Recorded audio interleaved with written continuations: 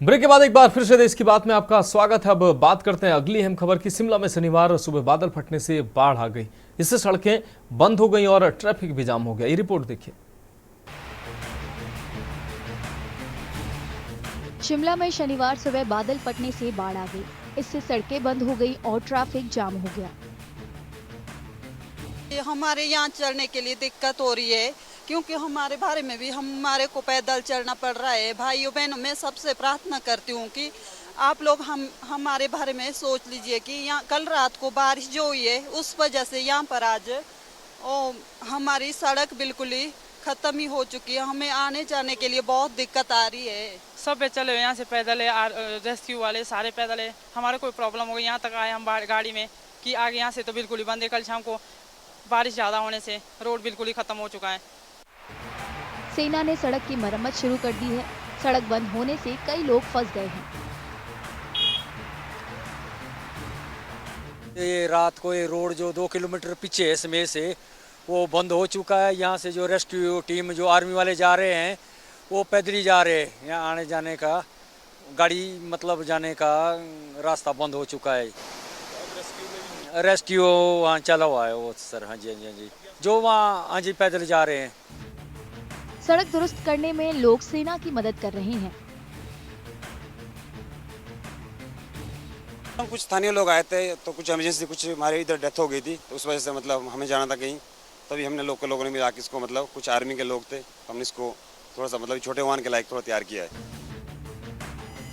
अधिकारियों ने बताया कि हिमाचल प्रदेश के 3 जिलों में बादल फटने से आई बाढ़ के बाद करीब 45 लोग लापता है। 3 और शव बरामद होने के बाद कुल्लू के निरमंड, सैंज और मलाड़ा, मंडी के पधर और शिमला के रामपुर सब डिवीजन में अचानक आई बाढ़ से मरने वालों की संख्या बढ़कर 8 हो गई है। मुख्यमंत्री सुखविंदर सिंह सुक्खू ने शिक्षा मंत्री रोहित ठाकुर के साथ शिमला और कुल्लू जिले की सीमा पर समेज का दौरा किया, हालात का जायजा लिया और पीड़ितों से बातचीत की। मुख्यमंत्री ने पीड़ितों को 50,000 रुपए तत्काल राहत देने का ऐलान किया। उन्होंने कहा कि पीड़ितों को अगले 3 महीनों तक हर महीने किराए के लिए 5,000 रुपए और गैस, भोजन जैसी बाकी जरूरी चीजें दी जाएंगी।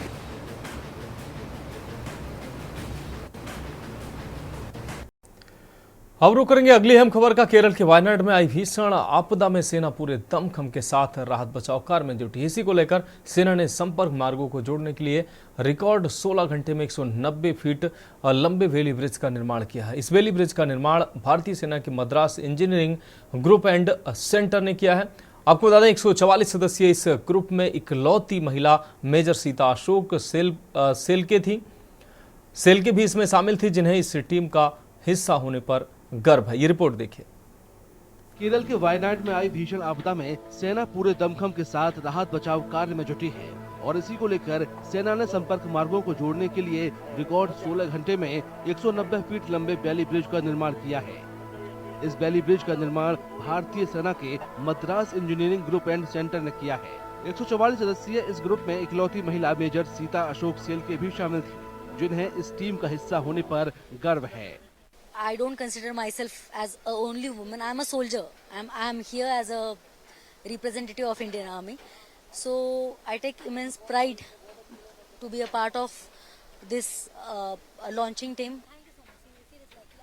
महाराष्ट्र के अहमदनगर के गाडेल गांव विलेज की रहने वाली मेजर सीता ने ब्रिज के निर्माण में शामिल पूरी टीम की सराहना की। I would like to thank all my seniors. All my senior officials, under the able guidance of them, my senior brigadier Ajay Singh Thakur, he is our commandant Emergency Center, GOC KNK sub area, and my all troops, they are Thamis. Because of them, we could able to launch this bridge. So it is the effort of our jawans. Major Sita के मुताबिक बैली bridge के निर्माण में भारी बारिश के साथ ही कई और चुनौतियों का पूरी टीम को सामना करना पड़ा था। This was the only road which was used for the rescue operations, also for the movement of dead bodies and for the rescue of the villagers. So all these were few challenges, but I must convey my thanks to all the local authorities, also the state officials, and all the people who have helped us out in this situation. People, they have come from different states also, so they have helped us out. So I must say thank you to all these agencies, villagers, locals, and all the state officials also. ये valley bridge Wayanad जिले के मुंडक्कई और चूरलमाला के सबसे ज्यादा भूस्खलन प्रभावित इलाकों को जोड़ने में मदद करेगा।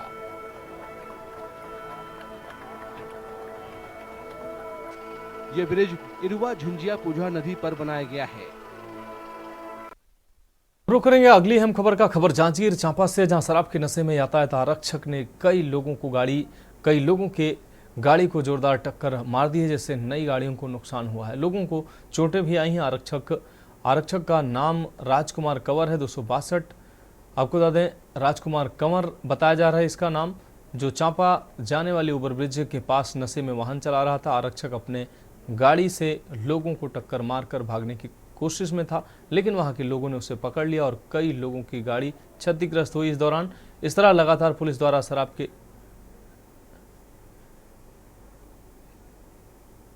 के नशे में वाहन चलाने वालों को चालान किया जाता है। अब रुक करते हैं अगली खबर का।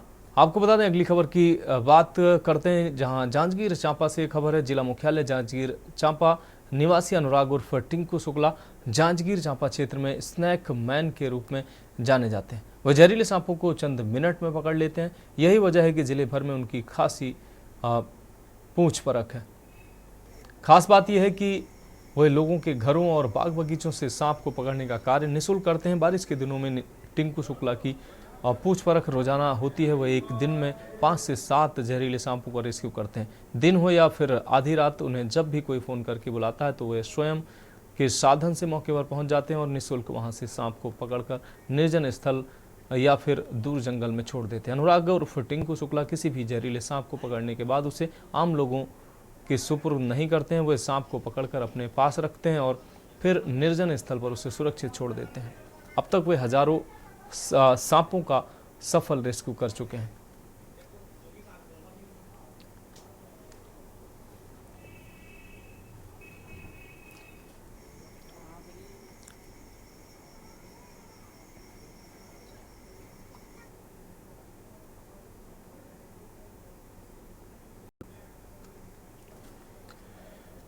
अब रुक करते हैं अगली अहम रिपोर्ट का। आज के डिजिटल युग में हमें कई सुविधाएं मिल रही हैं, लेकिन इसके लिए कई तरह की छुपी हुई कॉस्ट भी हमसे वसूली जाती हैं। यही वजह है कि बढ़ते ऑनलाइन बाजार के साथ ग्राहकों के लिए सब्सक्रिप्शन जो ट्रैप है वो चिंता का सबब बना हुआ है। जहां कंपनियां ग्राहकों को अपनी पॉलिसी के जरिए हिडन चार्जेस के जाल में फंसाती हैं और कैशलेसन के नाम पर, आपको बता दें, चार्जेस भी वसूलती हैं। ये रिपोर्ट देखिए। आज के डिजिटल युग में हमें कई सुविधाएं मिल रही हैं, लेकिन इसके लिए कई तरह की छुपी हुई कॉस्ट भी वसूली जाती हैं। यही वजह है कि बढ़ते ऑनलाइन बाजार के साथ ग्राहकों के लिए सब्सक्रिप्शन ट्रैप चिंता का सबब बनता जा रहा है। जहां कंपनियां ग्राहकों को अपनी पॉलिसी के जरिए हिडन चार्जेस के जाल में फंसाती हैं और कैंसिलेशन के नाम पर चार्जेस वसूलती हैं। ग्राहकों के क्रेडिट कार्ड या बैंक खातों पर ऐसे चार्जेस लगा दिए जाते हैं, जिससे वो खुद को फंसा और ठगा हुआ महसूस करते हैं। So in these subscription frauds, the fraudsters aim to basically exploit this gullibility of the human mind. So when they say that, okay, you are supposed to give your monthly subscriptions, but if you give me 2-month subscriptions or 3-month subscriptions, I'm going to give you next 6 months free. But for that, you'll have to give me your details, your bank details, your other identity details.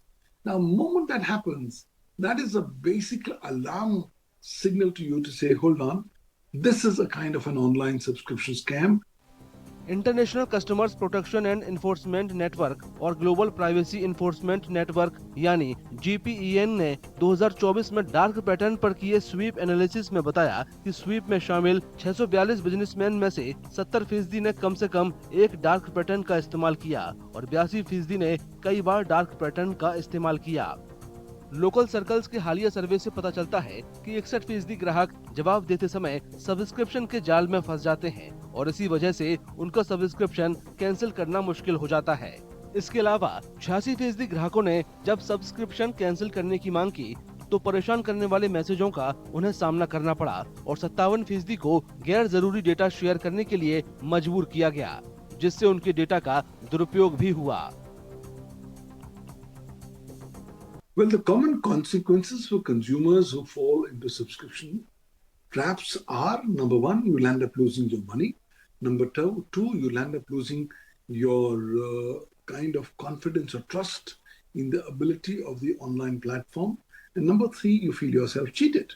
You think that you've become a victim of a cybercrime, which is so fundamentally basic that if you would have exercised your normal due diligence, you would not have clearly walked that particular path. And number four, it makes you wary of going for online subscriptions. Sometimes it also tends to make you very nasty and very negative as well. Bharat की कई कंपनियां हैं जिनकी subscription policy को लेकर आलोचना होती है। आरोप लगता है कि कंपनियां सब्सक्रिप्शन को ऑटो रिन्यूअल कर देती हैं और इसके लिए ग्राहकों से परमिशन भी नहीं लेती हैं। इसके अलावा सब्सक्रिप्शन कैंसिलेशन को लेकर भी कई तरह से परेशान करने के आरोप लगते हैं। हालांकि दूसरी ओर विशेषज्ञों का मानना है कि ग्राहक जागरूकता के अभाव में ऐसी साइबर धांधली के शिकार हो जाते हैं। As far as my experience is concerned, I am handling cybercrime cases and similar kind of incidents from past 15 years. Very rare people report such kind of incidents. They are less aware where to report and how to report. If they'll visit to the local police stations, local authorities are not even much aware of such kind of activities, whether they come under any kind of crime activity, who is the authority, where to report. At max, they sometimes raise their issues to the support center of the website, and support will say we'll look into it, and then they'll keep linger on. Bharat में reserve bank of India और उपभोक्ता मामलों के मंत्रालय ने dark pattern की रोकथाम के लिए गाइडलाइंस जारी की हैं। इसके अलावा ग्राहक डार्क पैटर्न की रिपोर्ट नेशनल कंज्यूमर हेल्पलाइन यानी NCH 1915 पर या व्हाट्सएप नंबर 8800001915 पर कर सकते हैं। सरकार ने कंज्यूमर प्रोटेक्शन एक्ट 2019 के तहत फेयर ट्रेड करने के लिए और ग्राहकों की पसंद का सम्मान करने के लिए ऑनलाइन प्लेटफॉर्मों को चेतावनी भी दी है।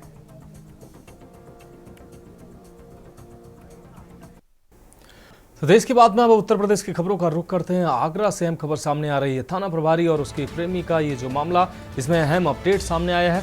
दोनों का पुलिस क्वार्टर में पकड़ने का ये मामला है। थाना प्रभारी शैली राणा को सस्पेंड किया गया इस मामले में।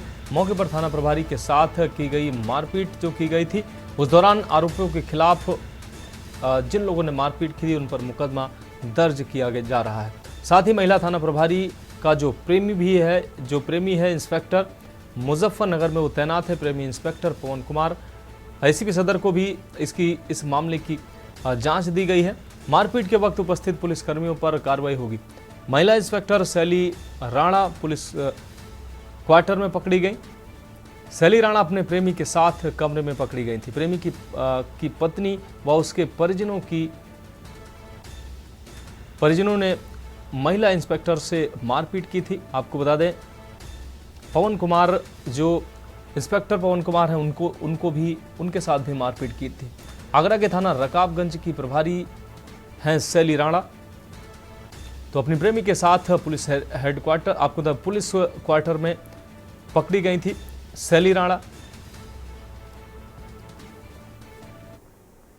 अब रुक करते हैं अगली खबर का। यह अहम खबर कानपुर से है, जहां जागेश्वर मंदिर नवाबगंज में 5 अगस्त सोमवार को ऐतिहासिक दंगल का आयोजन होगा। यहां उन्नाव के जैतीपुर की आपको बता दें बुलई मिट्टी से तैयार अखाड़े पर देश के पहलवान अपने दांव पेच दिखाएंगे। आपको बता दें कि दंगल की प्रथा लगभग समाप्त हो चुकी है, लेकिन जागेश्वर मंदिर में दंगल का इतिहास 300 वर्षों पुराना है। इस अखाड़े में नाना राव पेशवा, चंद्रशेखर आजाद जैसे महापुरुष कुश्ती का अभ्यास करने आते थे। के न्यूज से बातचीत में दंगल संयोजक जितेंद्र पांडे ने कहा कि इस बार दंगल में 135 पहलवानों ने रजिस्ट्रेशन कराया है। दंगल देखने के लिए 20 से 25 हजार लोगों के आने की उम्मीद है। दंगल में 80 से 90 मुकाबले होंगे, जिसमें से 15 से 20 मिनट का समय दिया जाएगा। जीतू पांडे ने बताया कि यहाँ के दंगल की शुरुआत 1718 में हुई थी, जिसके बाद से लगातार इसका आयोजन होता है। उनके मुताबिक पूरे प्रदेश में सबसे पहले दंगल जागेश्वर मंदिर में ही होता है। इसी के बाद अन्य जगहों पर आयोजन होते हैं। इस दंगल में महिला पहलवान भी हिस्सा लेती है।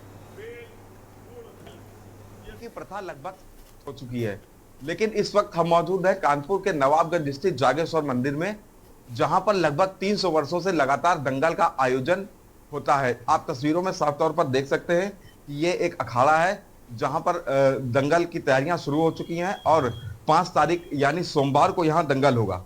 हमारे साथ इस वक्त दंगल संयोजक जीतू पांडे मौजूद हैं, उनसे बातचीत करेंगे। सर, किस तरीके से यहाँ दंगल होगा और क्या इतिहास है यहाँ का? दंगल इस सावन के महीने में होता है। ये उत्तर प्रदेश के दंगल की शुरुआत यहीं से होती है और सबसे बड़ी चीज है, अगर सावन में 5 सोमवार होते हैं तो ये दंगल तीसरे सोमवार को होता है, अगर 4 सोमवार होते हैं तो दूसरे सोमवार को होता है। इस दंगल को 1718 ईस्वी से ऐसा लोग बताते चले आ रहे हैं कि इस दंगल की शुरुआत 1718 से, जब से मंदिर का इतिहास है तब से इस दंगल का भी इतिहास है। वो दंगल उसी समय से लगभग 306 वर्ष पूरे हो गए इस दंगल को, उसी समय से ये दंगल होता चला आ रहा है। और हमारे पूर्वज हमको बताते रहते थे कि सब यहाँ पर झांसी की रानी लक्ष्मीबाई, दारा सिंह, चंद्रशेखर आजाद आदि लोग भी यहाँ पर दंगल अखाड़े में आके अपनी कुश्ती आजमाइश किया करते थे पूर्व के समय में। तो इन्होंने बताया कि यहाँ पर रानी लक्ष्मीबाई, नानाराव पेशवा, दारा सिंह समेत तमाम ऐसे लोग थे जो यहाँ पर कुश्ती का अभ्यास करते थे। इनसे और बातचीत करेंगे। इस बार जो दंगल 5 अगस्त को होगा उसकी तैयारियां शुरू हो चुकी हैं, किस तरीके से आप लोग कर रहे हैं? कितने यहाँ पे पहलवान आएंगे? लगभग हमारे यहाँ 135 रजिस्ट्रेशन हुए हैं। इसमें देश विदेश से सारे पहलवान आएंगे। कोई नेपाल से आ रहा, कोई हिमाचल से आ रहा, कोई पंजाब से आ रहा, हरियाणा से आ रहा, उत्तर प्रदेश के लगभग कई जिलों से सारे पहलवान हमारे यहाँ आ रहे हैं। हमारे यहाँ जो ये मिट्टी आप देख रहे हैं, इस मिट्टी को हम लोगों ने जैतीपुर उन्नाव से मंगवाया हुआ है।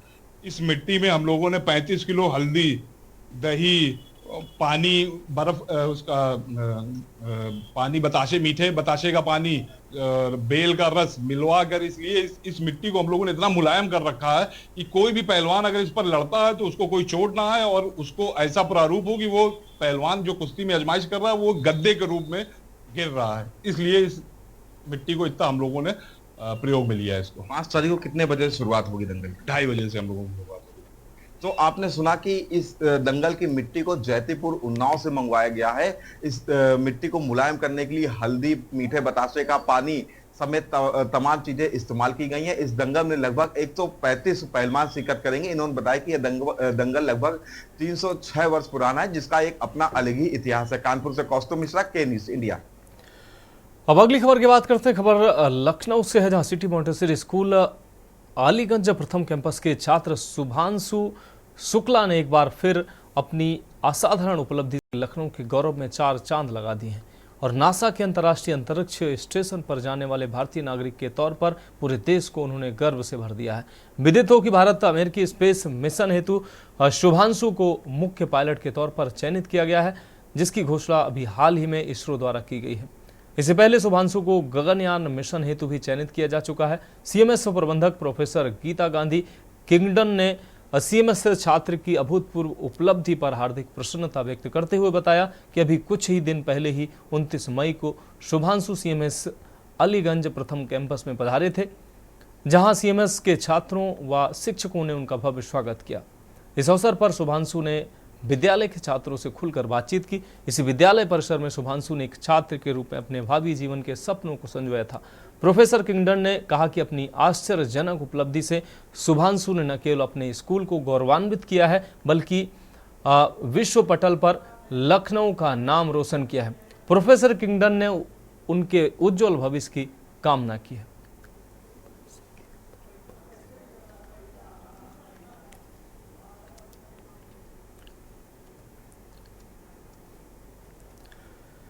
अब अगली खबर की बात करते हैं। बांदा में परिवहन विभाग ने आज 16 स्कूली बसों के रजिस्ट्रेशन रद्द करते हुए बस मालिकों को नोटिस जारी करते हुए एक बार फिर चेतावनी दी है। वहीं एआरटीओ शंकर सिंह ने सभी स्कूलों को नोटिस भेजकर समय से स्कूली वाहनों की फिटनेस कराने के निर्देश दिए हैं। इस क्रम में परिवहन विभाग रविवार को भी खुला रहेगा ताकि फिटनेस कराने वाले लोगों को कोई दिक्कत का सामना न करना पड़े। गाड़ी स्कूल की तरफ है और उसमें से 59 गाड़ी ऐसे थे जो फिटनेस इसके फेल है और उसमें से हमारा अभियान चल रहा शासन की मंशा के अनुरूप कि 10 तारीख तक 10 अगस्त तक हमको सारी गाड़ियों की रिपोर्ट्स बना लेने हैं और जो गाड़ियाँ फिट हालत में तो फिटनेस करानी है, जो गाड़ियाँ फिट नहीं हैं वो किन कारणों से नहीं है, क्या गाड़ी संचालित नहीं हो रही है या 15 वर्ष से पूर्व ज़्यादा समय की हो गई है, तो उसके बारे में हमको कार्य करना है। इसी के दृष्टिगत हमने 16 गाड़ी ऐसी गाड़ियाँ हैं जो काफ़ी समय से हमारे यहाँ फिटनेस नहीं कराई। 3 नोटिस इनको जा चुके हैं कि आप फिटनेस करा लीजिए, परंतु इन्होंने फिटनेस नहीं कराया। तो आज हमने 16 गाड़ियों को का फिटनेस निलंबित कर दिया, पंजीयन निलंबित कर दिया इसका। और दूसरी बात जो हम लोग कर रहे हैं कि स्कूल देखिए, जैसे कि कल भी संडे है, कार्यालय हमने खुलवा रखा है। सिर्फ इसलिए खुलवा रखा है कि जनपद में जितने भी स्कूल्स हैं इन गाड़ियों की फिटनेस नहीं हो पाई, कल वो कार्यालय में आएंगे और कल उनकी फिटनेस की जाएगी। अगर वो चलने लायक हो कि बच्चों के जीवन के साथ किसी प्रकार की कोई कोताही तो स्वीकृता नहीं करती जाएगी। अब बात करते हैं अगली खबर की। उत्तर प्रदेश के मऊ जनपद के यूथ कांग्रेस के जिलाध्यक्ष विवेक सिंह व उपाध्यक्ष civil court central bar association ने मुख्य चिकित्सा अधिकारी को दिए ज्ञापन में कहा है कि मेरे पिताजी की तबीयत खराब होने पर सदर अस्पताल में जांच कराया, जिसमें उनकी किडनी खराब बताई गई। जांच रिपोर्ट लेकर डॉक्टर शैलेश कुशवाहा को दिखाया तो उन्होंने राय दिया कि कहीं अच्छे डॉक्टर को दिखा लीजिए, मरीज की स्थिति बहुत नाजुक है तथा मरीज को डायलिसिस करना पड़ेगा।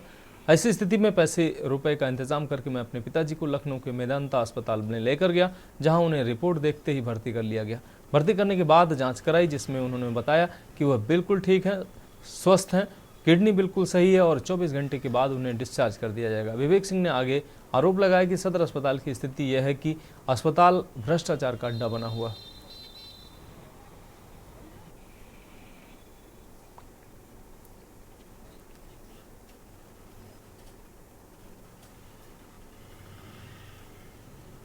मामला ये है कि मेरे पिताजी की तबीयत खराब हुई थी, तो मैं लेके आया था सदर अस्पताल में, दिखाया उनको, 1-2 घंटे रहे। उसके बाद मैं उनको डिस्चार्ज करा के घर लेके चला गया। लेकिन जांच रिपोर्ट के लिए जो है ब्लड यहाँ टेस्ट किया गया। जांच रिपोर्ट हमको अगले दिन मिली। जांच रिपोर्ट जब मिली तो हम डॉक्टर शैलेश कुशवाहा जी को दिखाए। जांच रिपोर्ट देखते ही शैलेश कुशवाहा जी ने कहा कि ये तो पिताजी की किडनी खराब है, आप किसी और डॉक्टर को दिखा लीजिए।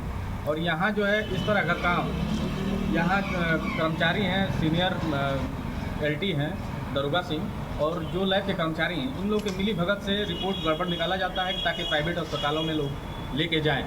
तो हमारे पास मान लीजिए व्यवस्था थी, हम तो लखनऊ लेके भगे अपने पिताजी को पैसे रुपए का इंतजाम करके। लेकिन मान लीजिए आम व्यक्ति का क्या होगा। अब रुक करेंगे अगली खबर का। चंदौली के नवागत पुलिस अधीक्षक एक तरफ अपराध को रोकने के लिए रात दिन थानों की आकस्मिक निरीक्षण कर रहे हैं, वहीं साहबगंज थाना क्षेत्र के 2 गांव में बीती रात 70 लाख रुपए से अधिक नकदी व आभूषण की चोरी हुई। लगातार चोरी की घटना से लोगों में दहशत का माहौल है। कप्तान मध्य रात्रि में ताबड़तोड़ थानों का निरीक्षण कर रहे हैं। निरीक्षण में लापरवाही बरतने पर कप्तान तत्काल कार्रवाइयां भी करने में परहेज नहीं कर रहे हैं। कप्तान साहब लगातार थाना प्रभारियों को रात्रि गश्त बढ़ाने के भी निर्देश दे रहे हैं, जिससे जिले में होने वाले अपराधों पर अंकुश लगाया जा सके। लेकिन ऐसा लग रहा है कि कप्तान साहब का आदेश साहबगंज थाना प्रभारी तक नहीं पहुंचा है। इसी वजह से साहबगंज पुलिस की रात्रि गश्त सिर्फ कागजों में सिमट कर रह गई है।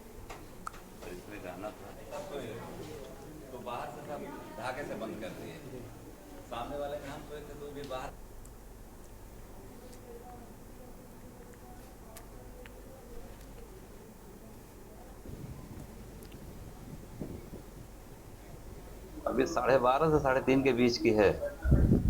कितना नुकसान हुआ होगा? कम से कम 8 से 8 लाख के ऊपर की ही घटना है। क्या गया है?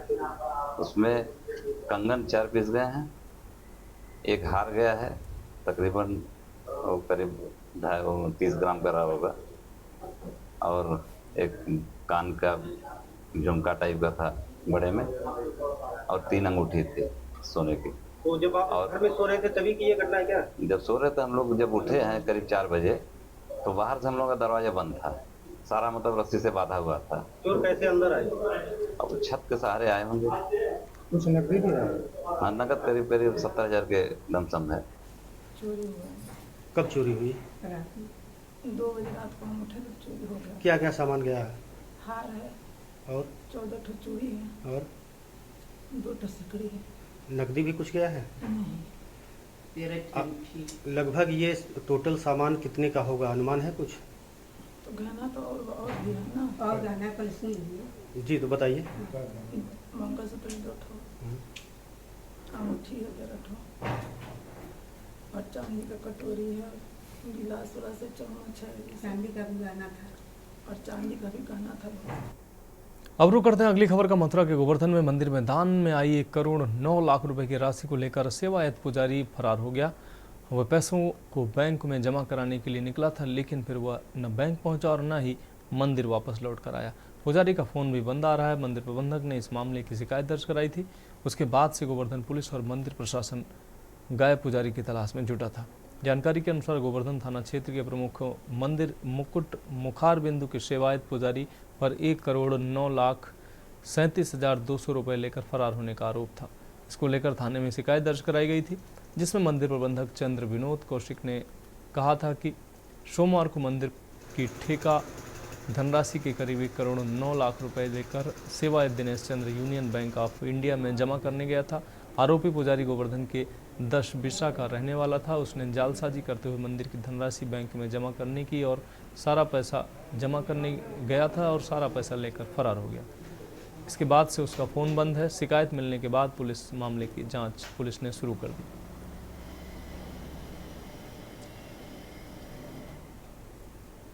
सबसे पहले तो हम आपके चैनल के माध्यम से धन्यवाद देना चाहेंगे मथुरा के एसएसपी महोदया को कि उनके नेतृत्व में और उनके ही प्रयास से और एसपीआरए साहब हमारे गोवर्धन पुलिस के प्रयास से ही ये मंदिर को जो राशि गई हुई थी वो करीब 72 लाख रुपया तो मौके से अभी बरामद हो रही है। और अभी कुछ धनराशि जो है वो मंदिर में इनके जो सेवाधिकारियों का कमरा है उस पर ताला है, उसको भी अभी हम काउंट कराएंगे।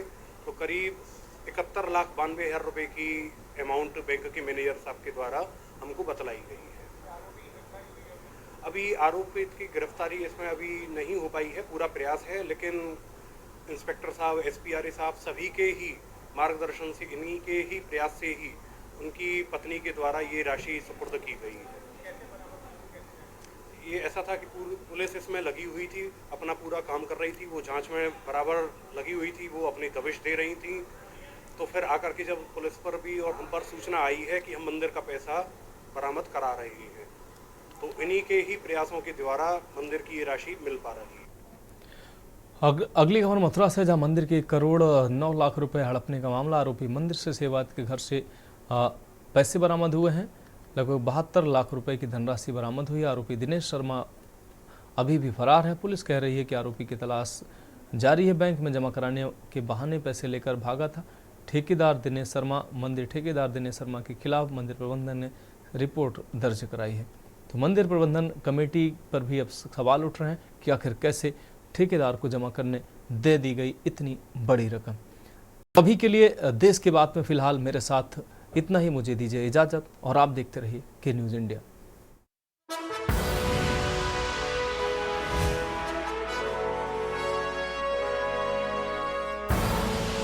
आप देख रहे हैं के न्यूज़, खबरों का सार।